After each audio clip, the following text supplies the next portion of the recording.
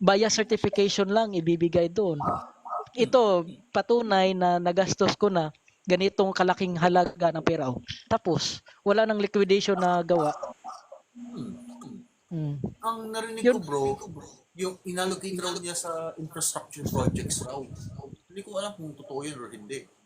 Okay. Hindi, makita naman natin yan visible kung meron talaga. Pero kung wala, magkaroon talaga pag natapos ang ano niya, pag natapos ang term niya, magkaroon talaga ng investigation yan. Kita mo, pag natapos yan, aalis yan dito ng bansa. Yeah.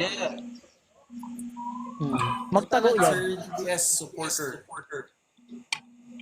Feel free na okay.